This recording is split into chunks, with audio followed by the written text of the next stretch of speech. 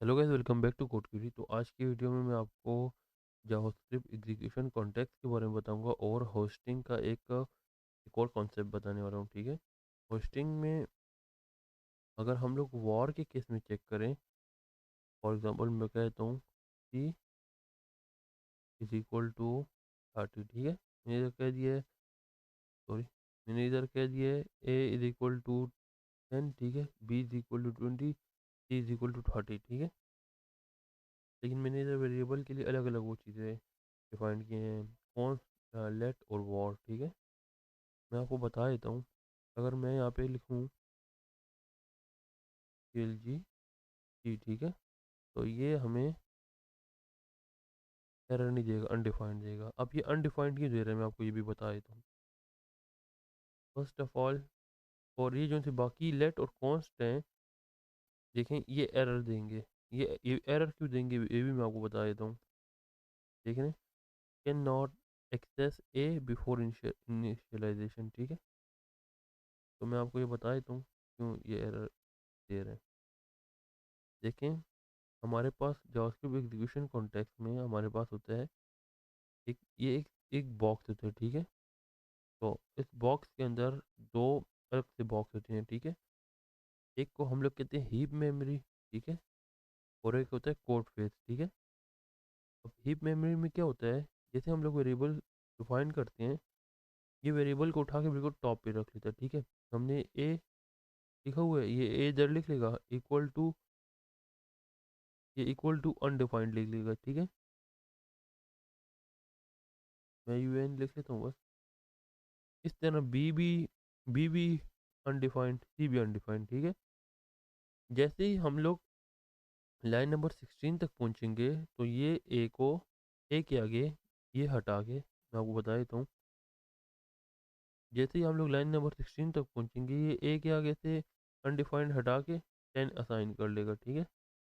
जैसे ही हम लोग ए तक ये लाइन नंबर 16 तक पहुंचे, इसने 10 लिख लिया। ठीक है।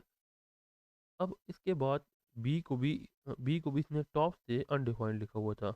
जैसे ही नीचे हम लोग आए हैं लाइन नंबर 17 पे, तो इसने इस पे बी के आगे 20 असाइन कर लिया। ठीक है। इसी तरह सी के लिए, लेकिन फंक्शन के लिए इसने पूरा का पूरा फंक्शन इसने ऐड किया हुआ है इसमें। ठीक है। और फंक्शन का ये जो सिर्फ एग्जीक्यूशन कॉन्टेक्स्ट जो होते हैं ना, ये बॉक्सेस ना, ये अपने अलग से होते हैं। मैं आपको इसके कुछ एग्जांपल भी आगे दूंगा। ठीक है। जैसे ही हम लोग इधर लिख लेता हूँ, मैं आपको बता देता हूँ।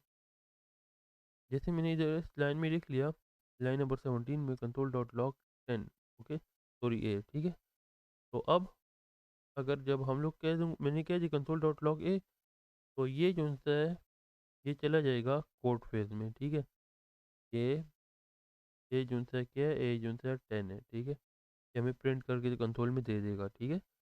अगर हम लोग फंक्शन को कॉल करेंगे, तो फंक्शन के लिए इधर अलग से बॉक्स बन जाएगा। ठीक है। जिसमें सेम हीप मेमोरी और कोड होगा। ठीक है। मैं आपको इसके साथ कुछ एग्जांपल बता देता हूँ, जो तो मैंने आपको बता रहा हूँ कि फंक्शन के अंदर अपना एग्जीक्यूशन कॉन्टेक्स्ट होता है। अगर मैं इस फंक्शन के अंदर लिख लूँ ए इज इक्वल टू 10। ठीक है। उसके बाद लिख लूँ, सॉरी, मैं लिख लूँ var A is equal to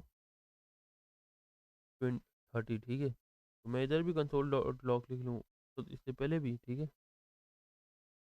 L G console dot log A. ठीक है। इससे पहले, इसके बाद कंसोल डॉट लॉग ए, के बाद नीचे भी। ठीक है।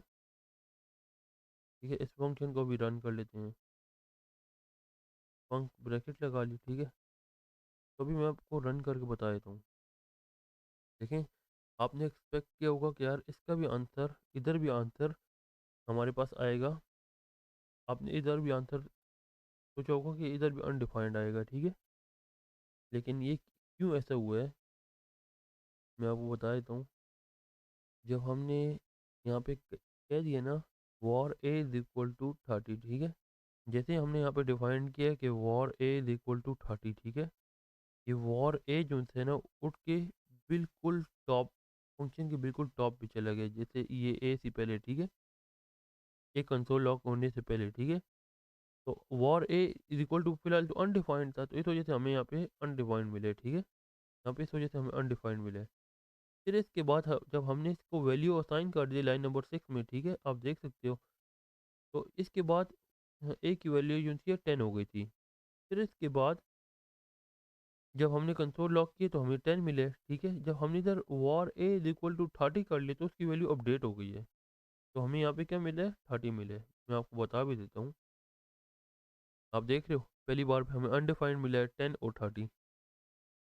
ये कैसे काम कर रहा है, ये ऐसे काम कर रहा है, मैंने आपको बता दिया, आई होप आपको समझ आई होगी। मिलेंगे आपके साथ न्यू वीडियो में न्यू टॉपिक के साथ। अल्लाह हाफिज़।